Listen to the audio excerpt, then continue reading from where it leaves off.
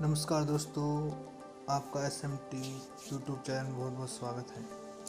आज हम बात करेंगे जो RPSC सेकंड ग्रेड के पिछले वर्ष जितने भी पेपर लगे थे, 2013 का हो, 2015 का, 2018 का, 2016 के, उन सभी SST के पेपरों के हम RPSC द्वारा आंसर की से उनके शिक्षा मनोविज्ञान के क्वेश्चनों के बारे में चर्चा करेंगे कि कौन सा क्वेश्चन शिक्षा मनोविज्ञान से संबंधित है, उनमें से कौन सा क्वेश्चन सही था और कौन सा क्वेश्चन गलत हुआ था। चलो हम बात करते हैं कि ये RPSC सेकंड ग्रेड 2013 का पेपर है और इसके शिक्षा मनोविज्ञान के क्वेश्चन कैसे आए थे देखते हैं।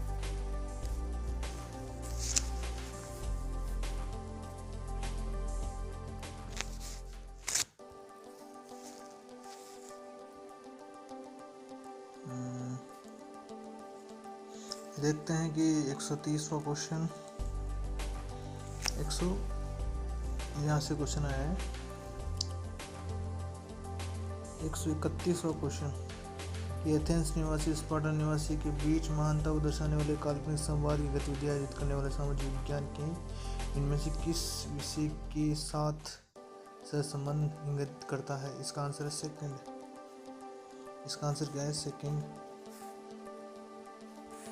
और अनुभव शंकु किसकी देन है? अनुभव शंकु किसकी देन है?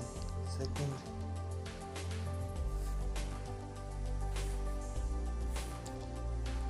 सामाजिक विज्ञान की कक्षा में कंप्यूटर का प्रयोग किया जाता है। 133 का आंसर है फोर्थ। उपरोक्त सभी। 134 सामाजिक अध्ययन का एक शिक्षक स्वयं को व्यावसायिक रूप से उद्यतन कर सकता है। 134वां क्वेश्चन है। इसका आंसर है फर्स्ट। इसका आंसर क्या है? फर्स्ट। ये सारे सही है। पुनश्चर्य पाठ्यक्रम को भाग लेकर संगोष्ठी में शामिल होकर व्यवसाय संगठनों को निकायों के राष्ट्रीय सदस्य बनकर अपने क्षेत्र में पत्र पत्रिकाएं पढ़कर। 135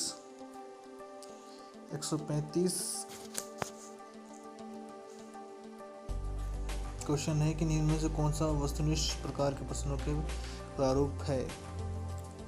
135 का आंसर है थर्ड। बहुविकल्पीय और जोड़ी बनाओ। ये सब क्या प्रश्नों के आंसर है? थर्ड आंसर आएगा। 136वां इनमें से कौन सा सामाजिक अध्ययन के जनक के रूप में प्रसिद्ध है। इस क्वेश्चन को RPSC ने डिलीट माना है।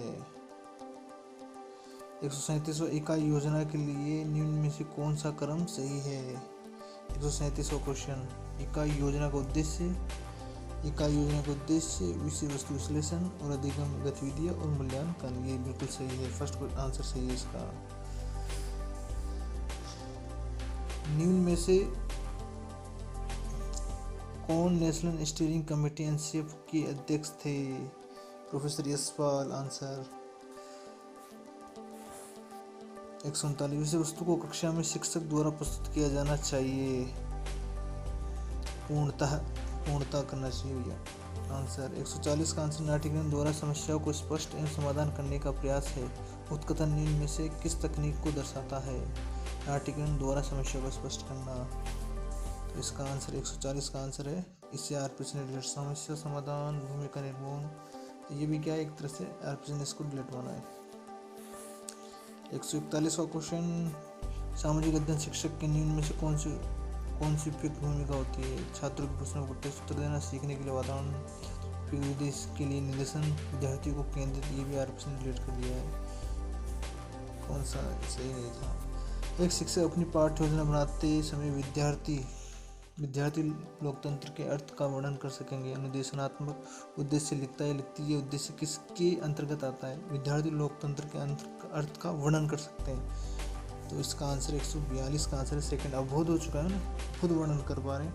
इनका आंसर आएगा सेकंड।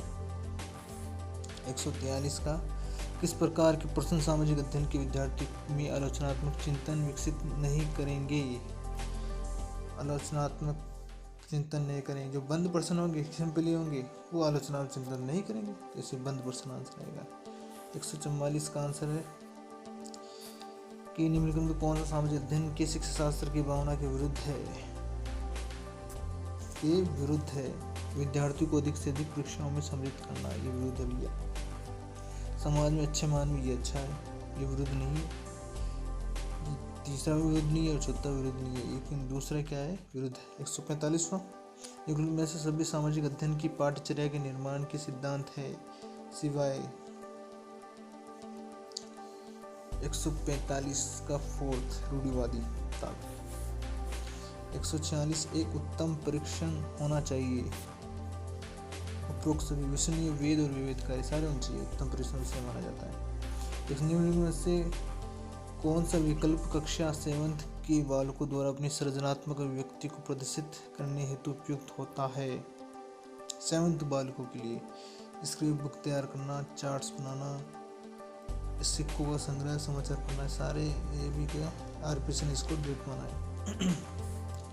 148 क्वेश्चन एक अधिगम होता है विद्यालय के बाहर, विद्यालय में, दोनों विद्यालय बाहर और विद्यालय में, दो तीन। तीसरा आंसर आएगा कि विद्यालय में भी अधिगम होता है, विद्यालय के बाहर भी अधिगम होगा।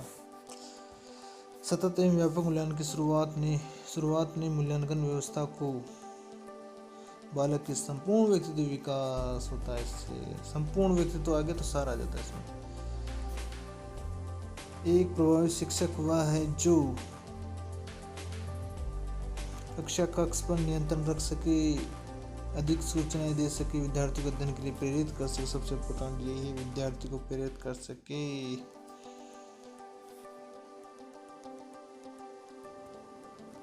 ये आरपीसी का 2018 वाला पेपर है जो 29 अक्टूबर 2018 को लगा था।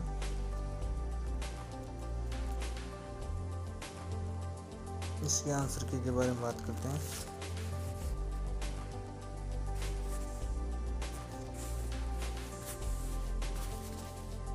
शिक्षा मनोविज्ञान के क्वेश्चनों के बारे में बात करते हैं। इसमें देखो शिक्षा मनोविज्ञान के क्वेश्चनों में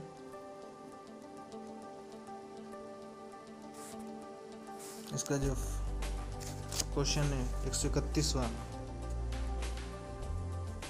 इसमें देखते हैं कि कक्षा में सहायक सामग्री का प्रयोग किया जाना चाहिए, साधन के रूप में, साध्य के रूप में, मनोरंजन के रूप में, ध्यान भटकाने के लिए।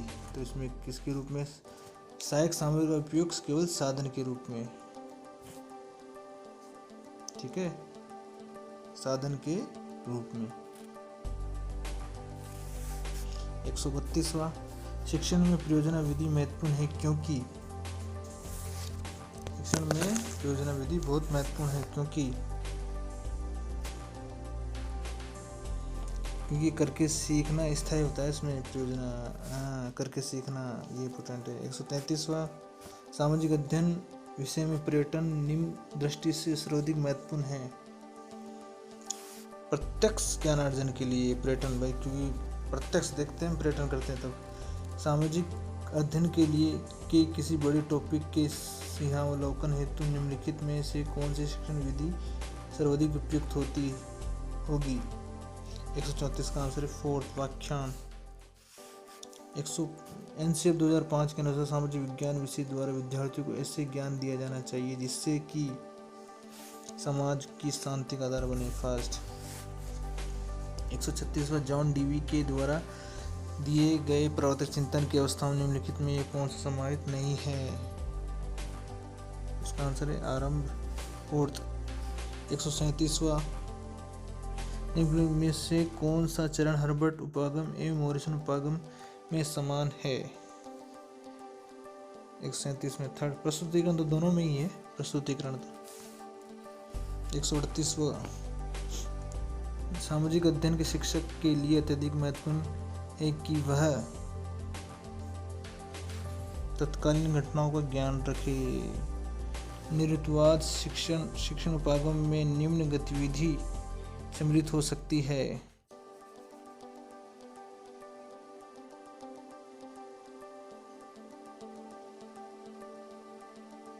138 में थर्ड, 137 में, 138 में थर्ड आया है और 139 में इसका आंसर है निरुक्तवादी शिक्षण उपागम में निम्न गतिविधि सम्मिलित हो पाती है। फोर्थ, इसका आंसर क्या आएगा? फोर्थ, इसका आंसर आएगा फोर्थ। सभी विकल्प सही है। अभिनय भी हो सकता है, व्यक्तिगत कार्य, सामूहिक कार्य। निर्मितवाद है, खुद से निर्माण हो। सामाजिक अध्ययन का शिक्षण कंप्यूटर का प्रयोग कर सकता है। शिक्षण में सब में कर सकता है, कंप्यूटर सब में होता है। सामाजिक अध्ययन विषय संबंधित है। सेकंड आंसर 141 समाज से। सामाजिक अध्ययन की शिक्षण विधि होनी चाहिए 142 में। थर्ड आंसर विद्यार्थी प्रदान 143। निम्नलिखित में से कौन सा कथन शिक्षण सहायक सामग्री के संदर्भ में सही नहीं है? 143 का फर्स्ट, पोस्टर प्रक्षेपी सामग्री।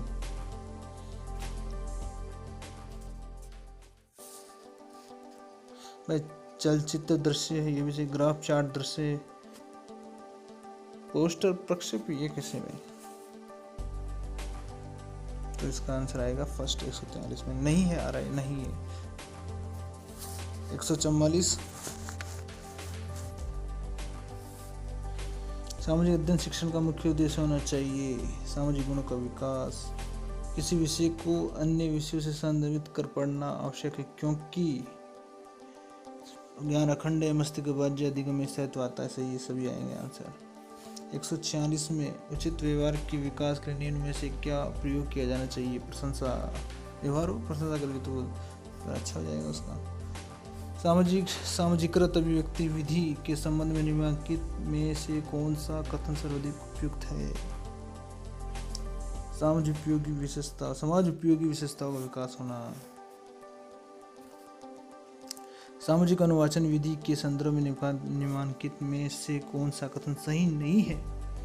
ये विद्यार्थी के स्पष्ट चिंतन में सहायक है, ये विद्यार्थियों को आत्मव्यक्ति का अवसर प्रदान करता है, ये नेतृत्व प्रशिक्षण का प्रदान करता है, इसमें व्यर्थ चर्चा का कोई खतरा नहीं है। जब भी नेगेटिव बात आए तो नहीं में वही आएगा। फोर्थ, सामाजिक अध्ययन पाठ्यक्रम का प्रमुख उद्देश्य। ये आरपीएससी सेकंड ग्रेड 2016 का पेपर है, एसएसटी का, सोशल साइंस का, और इसमें शिक्षा मनोविज्ञान के क्वेश्चन देखते हैं कि कौन सा आंसर सही है, कौन सा आरपीएससी ने डिलीट कर दिया गया है। 2016 का पेपर है, देखते हैं।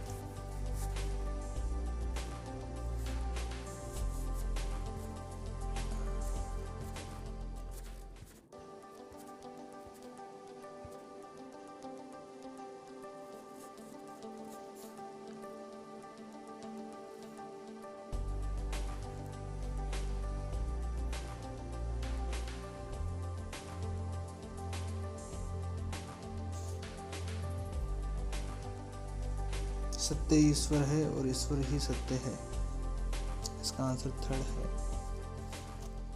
सामाजिक अध्ययन नागरिकता शिक्षा के उद्देश्य के लिए मानव संबंधों से संबंधित अनुभव और ज्ञान का एकीकरण। यह परिभाषा किसके द्वारा दी गई है? सेकंड बेरेल की। पाठ्यचर्या में वे समस्त अनुभव निहित है जो विद्यार्थी द्वारा शिक्षा के उद्देश्य की प्राप्ति के लिए उपयोग में लाए जाते हैं। यह कथन किसका है? पाठ्यचर्या में समस्त अनुभव समस्त अनुभव मनरो।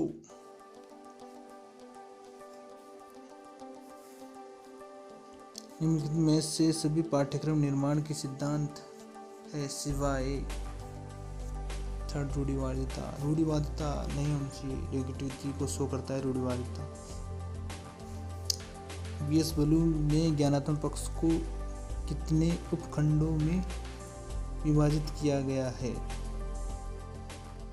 ज्ञानात्मक पक्ष को 6 में, ज्ञानात्मक पक्ष को 6 में डिवाइड किया है। सामाजिक विज्ञान शिक्षण में कितने प्रकार के सहसंबंध पाए जाते हैं? सहसंबंध 3 प्रकार के सहसंबंध। निम्नलिखित विधियों में से कौन सी विधि उच्च प्राथमिक स्तर पर भूगोल शिक्षण के लिए सर्वाधिक उपयुक्त है? क्षेत्र पर्यटन, क्षेत्र में घुमाओगे तो प्रत्यक्ष ज्ञान। निम्न में से कौन सा चर्चा का एक रूप है जो सामूहिक रचनात्मक विचार को सक्षम बनाता है? फोर्थ, मस्तिष्क उत्तोलन, एकदम से विचार आना, मस्तिष्क ब्रेन स्टॉर्मिंग, एकदम से विचार आ जाते हैं। समूह के अंदर विचार आते हैं। इस ब्लूम का वर्गीकरण पदानुक्रम संगठन है। 125 का आंसर है थर्ड। ज्ञानात्मक उद्देश्य, संज्ञानात्मक उद्देश्यों के लिए। 126 ग्राफ किस प्रकार की शिक्षण सहायक सामग्री के अंतर्गत आते हैं? फर्स्ट, दृश्य।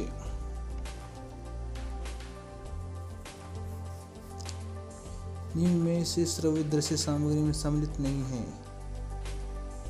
दूरदर्शन वीडियो टेप है, टेप रिकॉर्डर भी है। 127 में फोर्थ नहीं है, केवल ये श्रव्य सामग्री होती आता है टेप रिकॉर्डर। 128 निम्न में से कौन सा सामाजिक विज्ञान की एक अच्छी पाठ्यपुस्तक का लक्षण नहीं है? नेगेटिविटी आएगा तो लक्षण नहीं है। भ्रामक, भ्रमित थोड़ी करती पुस्तक, नहीं अच्छी पुस्तक के गुण है। इनमें से कौन सी अभिशंसा राष्ट्रीय पाठ्यक्रम रूपरेखा 2005 में नहीं की गई है? थर्ड, पाठ्यपुस्तक को पाठ्यपुस्तक केंद्रित बनाना, ये नहीं है भैया। राष्ट्रीय पाठ्यचर्या रूपरेखा 2005 की अध्यक्षता किसने की? प्रोफेसर यशपाल। फर्स्ट, एक सामाजिक अध्ययन शिक्षक के रूप में आप अपने शिक्षण को कैसे रोचक और प्रभावी बना सकते हैं? सेकंड, निम्न में से कौन सा एक सामाजिक विज्ञान शिक्षक का गुण नहीं है? पक्षपात। फोर्थ, गुण नहीं है। 133 एनसीईआरटी 2005 के अनुसार निम्न में से कौन सा माध्यमिक स्तर पर सामाजिक विज्ञान शिक्षण का उद्देश्य नहीं है? फोर्थ, सामाजिक अध्ययन में निम्न में से कौन सा परीक्षण छात्रों के स्वतंत्र चिंतन का परीक्षण करने का अवसर प्रदान करता है? निबंधात्मक। स्वतंत्र चिंतन तो निबंधात्मक प्रश्नों में आता है, क्योंकि वो अपनी स्वतंत्रता से लिख सकता है। कोई और क्वेश्चन नहीं है जिसमें 20 शब्दों में लिखे, तो सोच समझ के लिखे, लेकिन स्वतंत्र चिंतन केवल निबंधात्मक प्रश्नों में ही कर पाता है बालक। वार्षिक परीक्षा मूल्यांकन निम्नलिखित मूल्यांकन श्रेणियों में से कौन सा मूल्यांकन के अंतर्गत आता है? फर्स्ट, निम्न में से कौन सी वस्तुनिष्ठ प्रकार के परीक्षण की विशेषता है? थर्ड,